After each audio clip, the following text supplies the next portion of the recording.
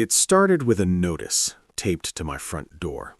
The kind of thin white paper that feels heavier than it should because of what it implies. I remember standing there in the cold, breath fogging the air, staring at the bold letters like they were personally mocking me. HOA violation. Snow accumulation on roof. Fine assessed. And for a moment, I genuinely laughed.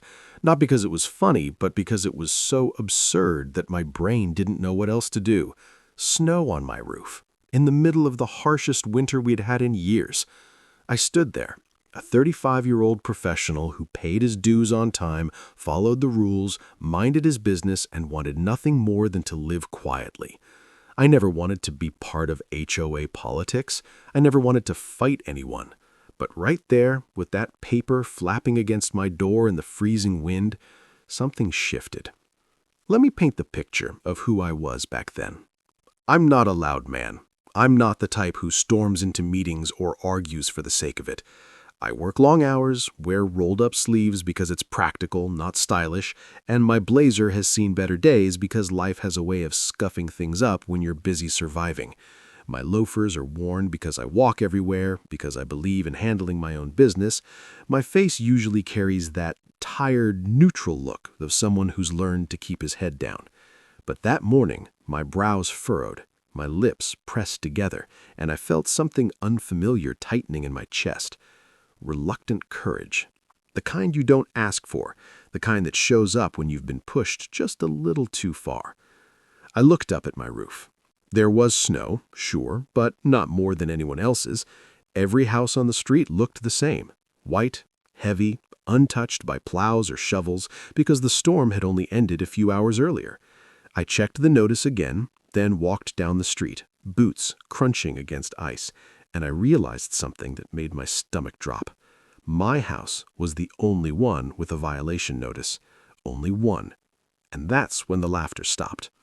The HOA officer responsible for our area was a man everyone knew and quietly feared. A man in his 50s with an aggressive expression permanently carved into his face. Harsh lines like life itself had sharpened him into a weapon.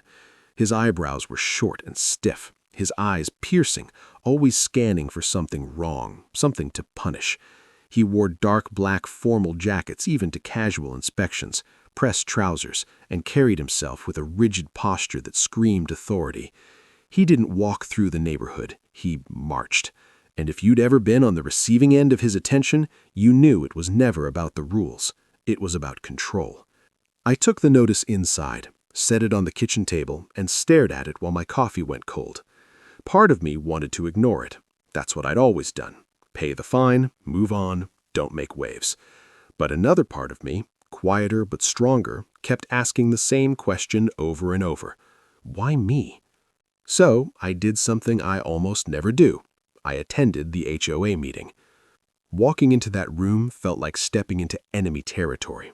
Folding chairs, fluorescent lights, the low murmur of neighbors who avoided eye contact because they didn't want to be next. And at the front of the room, seated like a judge, was him, the HOA officer. Black jacket perfectly pressed, hands folded, eyes cold. When my turn came to speak, I stood up, heart pounding, palms sweating, and explained calmly that the snow had just fallen, that no guideline specified immediate roof clearing, and that other houses had the same accumulation. He didn't even let me finish. He looked at me like I was an inconvenience, like a child questioning an adult. He said the decision was final. He said I should have been more responsible. He said the fine would increase if it wasn't paid within 7 days. And then, with a thin smile that never reached his eyes, he added, "Rules are rules." That was the moment I realized this wasn't about snow. I walked out of that meeting feeling small, humiliated, and angry in a way I wasn't used to. I sat in my car afterward, gripping the steering wheel, staring straight ahead as the heater blasted warm air that did nothing to calm me. I kept thinking about how easy it would be to just pay, how that's what he expected. Compliance, silence. But then another thought crept in, one that made my jaw tighten. He thought he had power over me. He thought I was just another homeowner he could push around. What he didn't know was something I'd never advertised. You see, my day job wasn't what people assumed. Yes, I was a young professional. Yes, I dressed simply and kept my head down. But I was also the owner of a mid-sized snow removal company. Not just any company. The company contracted to plow the streets in our HOA community. The same streets his black shoes walked on in inspections, the same roads he drove on while handing out fines. I hadn't told anyone because I didn't see the need. I believed in separating business and personal life. I believed in fairness. But as I sat there, the irony hit me so hard I almost laughed again. Almost. That's when I decided something. I wasn't going to call a lawyer. I wasn't going to run to authorities. I wasn't going to complain to the board. I was going to handle this myself, quietly, carefully, on my terms. The next morning, I paid the fine. Not because I agreed with it, but because I wanted him comfortable, confident. I wanted him to think he'd won. And as I clicked that payment button, I felt a strange calm settle over me. This wasn't over. It was just beginning. Over the next few weeks, winter tightened its grip on the neighborhood. Storm after storm rolled in, heavy snow piling up faster than usual. My crews worked around the clock, plowing streets, clearing intersections, making sure residents could get to work safely. And every time I watched from my office window as trucks rolled out, I thought about that notice on my door, about that smug smile. Then, one particularly brutal storm hit overnight, the kind that shuts everything down. Roads buried, visibility near zero. By morning, the entire neighborhood was locked under a thick, unbroken blanket of snow. According to our contract, snow removal was prioritized in phases: emergency routes first, main roads second, residential roads last. Standard procedure. Fair. Documented. But contracts have flexibility, especially when they're written carefully. I instructed my dispatch to follow the contract to the letter. No favors, no shortcuts, no rushing. Every other neighborhood was cleared on schedule. But ours? Ours waited until the final phase. Hours passed, then more hours. Residents grew frustrated. Cars got stuck. Tensions rose. And then my phone rang. It was him. His voice was sharp, impatient, edged with anger. He demanded to know why the streets weren't plowed yet.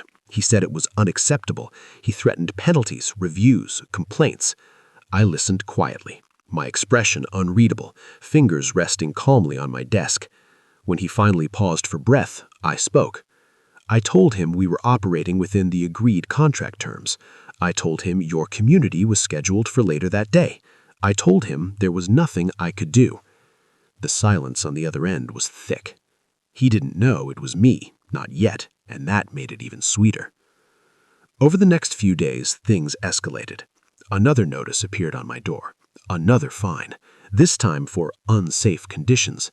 Then another, each one more ridiculous than the last. It was clear he was retaliating, trying to provoke me, trying to reassert control. And that's when I decided it was time. At the next HOA meeting, I arrived early.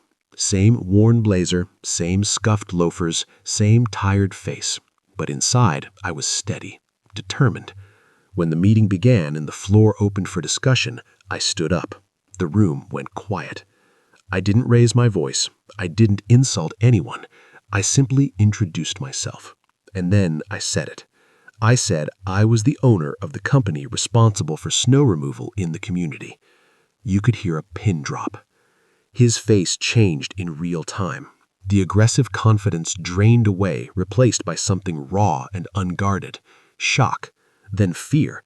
His posture stiffened even more, like a man bracing for impact. I continued. I explained the fines, the selective enforcement, the snow on the roof violation. I explained that I'd paid them, that I'd followed every rule. And then I said something that made my heart race, but my voice stay calm. I said, respect goes both ways. I didn't threaten him. I didn't mention revenge. I didn't need to. The implication hung in the air, heavy and undeniable. The power dynamic had shifted, and everyone in that room felt it. After that meeting, the fines stopped. No apology ever came. Men like him don't apologize. But the notices disappeared. Inspections became fair, neutral, by the book. And every time it snowed after that, I looked up at my roof, then down at the clean, plowed streets, and felt something I hadn't felt in a long time. Peace. Not because I'd crushed him, not because I'd abused my position, but because I'd stood up. Because a reluctant reformer had been pushed into action, not by ambition, but by injustice. And sometimes the most powerful revenge isn't loud or cruel. Sometimes it's simply letting someone realize they never had as much control as they thought. After that meeting, the neighborhood seemed calm on the surface, but inside me, a storm was just beginning. I didn't want revenge in the traditional sense. I'm not a vindictive man. But there's a certain satisfaction in letting someone feel the consequences of their own arrogance without them realizing it immediately. I watched him carefully after that meeting, the way a strategist observes an opponent. His eyes, normally sharp and scanning, now darted nervously whenever I entered the room. That slight hesitation, that almost imperceptible pause, told me he knew I had the upper hand, but he didn't know how or when it would unfold. That's exactly the kind of tension I needed. Winter showed no mercy that year. Snow fell almost every other day, thick, heavy, relentless. Streets buried under layers of ice and frost, rooftops gleaming white like frozen fortresses, and every time my crews went out, I made sure to follow the contract to the letter. No shortcuts, no early priorities for the HOA houses. Emergency routes first, main roads second, residential streets last. By the time our HOA streets were being plowed, frustration in the neighborhood was reaching a fever pitch. Cars stranded, people late to work, parents yelling at kids who had missed school buses. I could hear it all, and I let it happen, calmly, strategically. He started calling me daily, his voice cracking slightly under the pressure. He demanded explanations, timelines, solutions, as if he had any authority over me at all. I listened quietly, took notes in my leather-bound planner, and responded only with contract clauses, polite but firm. I never raised my voice. I never let him hear the amusement hidden behind my calm facade. And slowly, I realized the thrill of it, watching someone who thought they ruled over you struggle against their own ignorance. One evening, after a particularly brutal storm, I received yet another fine, this time for negligence in property appearance. The language was petty, absurd, borderline ridiculous. I stared at the envelope for a long time, my eyes narrowing.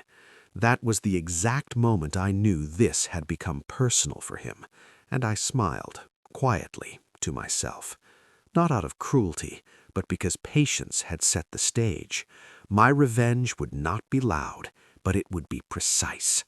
The next day, I visited the neighborhood personally. I walked slowly through the streets, stopping at every corner, inspecting the snow coverage. Neighbors saw me, and some nodded politely, others whispered. I could feel the tension in the air. People were unsure why I was suddenly more present, more involved. I let them think it was concern. I let them see me as diligent, calm, in control. Every step I took was deliberate, every pause measured. Then, a particularly icy morning arrived. Frost coated everything. Cars slid into mailboxes. Children struggled to cross driveways. My crews worked tirelessly, following my exact instructions: efficiency, precision, adherence to contract clauses. But still, every HOA street waited longer than it should have. By mid-morning, I received a frantic call from him. His tone had changed from anger to desperation. He was pacing, shouting, flustered. He couldn't understand why his perfectly ordered world was unraveling around him. And in that moment, I felt a quiet thrill, not malicious, but deeply satisfying. This wasn't chaos I created. It was the natural consequence of him trying to impose control where none existed. Later that week, the board called another HOA meeting. He had requested it personally, hoping to confront the issue and assert dominance once again. I arrived as usual, calm, composed, slightly worn blazer, scuffed loafers, and weary eyes hiding the storm inside. He saw me enter, and I noticed the slight twitch in his jaw. That's when I realized how much he had underestimated me from the start. The meeting began, typical pleasantries, typical complaints, and then the floor opened for discussion. He stood, rigid, scanning the room as if trying to rally support.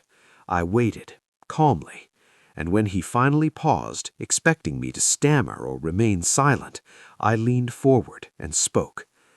I've reviewed every complaint, every fine issued, every inspection report, I said, my voice steady, and I've found every decision against me, every fine, to be inconsistent with the rules, selectively enforced, and personally motivated.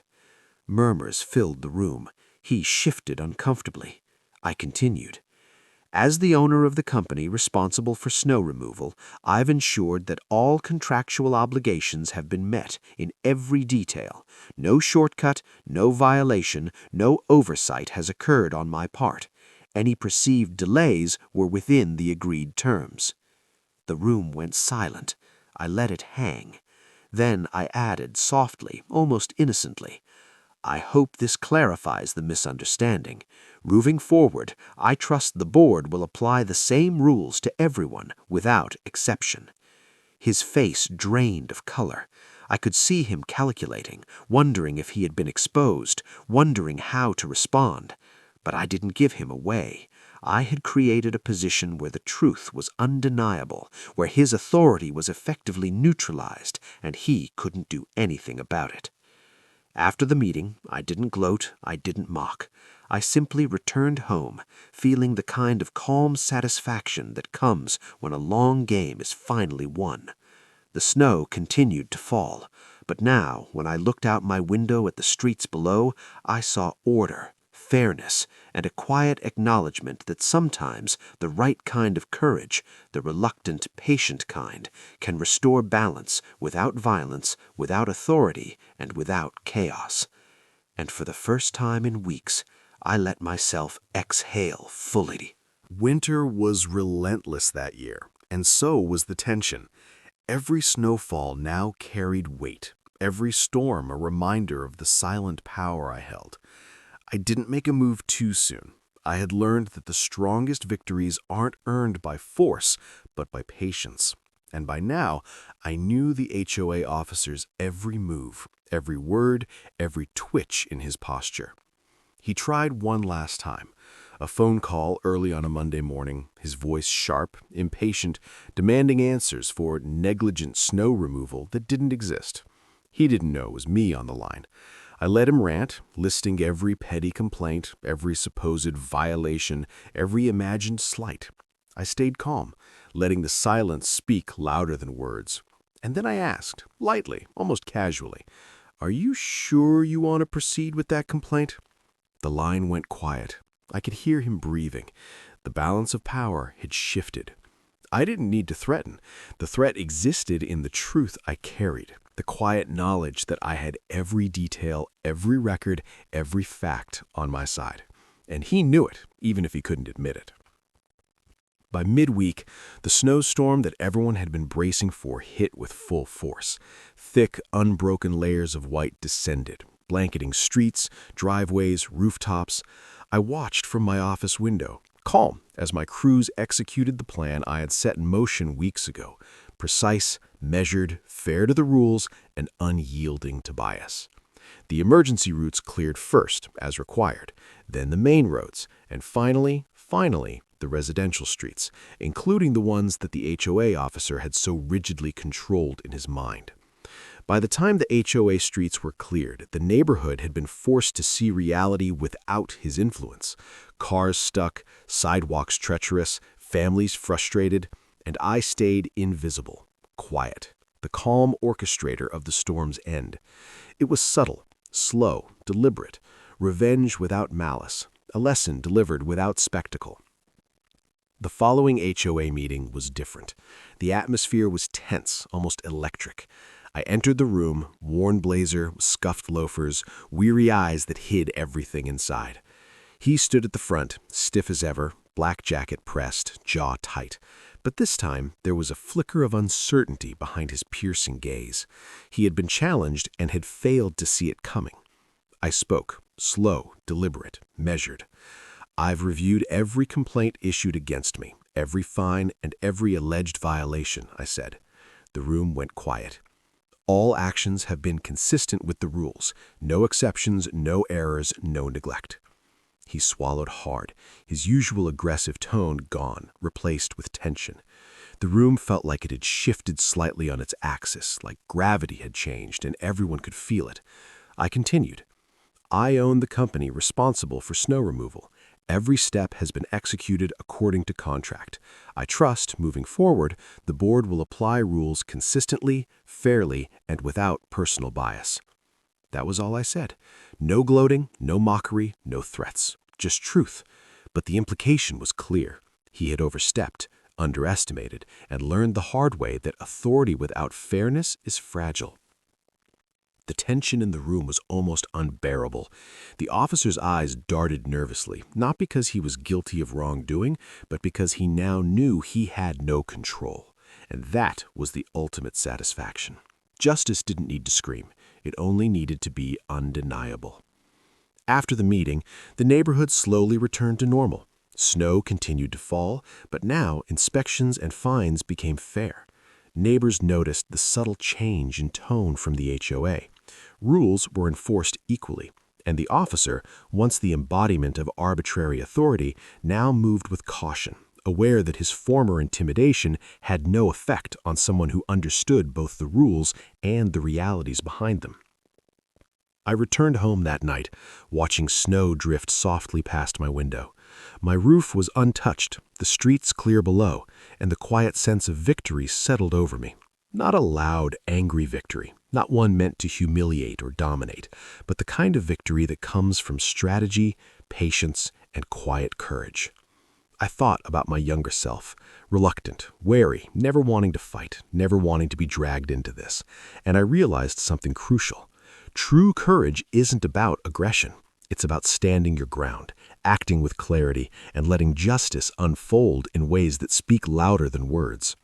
I poured a cup of tea, sat in the fading glow of the winter evening, and finally allowed myself to smile. The storm had ended, the neighborhood had been reminded that fairness matters, and the man who tried to wield power over me had learned the hard way, without me lifting a hand in anger. Sometimes the greatest victories aren't the ones that everyone sees. Sometimes they're the ones that quietly shift the balance, leaving only the lesson behind. Underestimate the patient, the calm, the just, and you'll pay the price without ever knowing exactly when or how. And in that quiet, peaceful moment, I understood that even a reluctant reformer, a weary man forced into action by injustice, could become the master of his own world.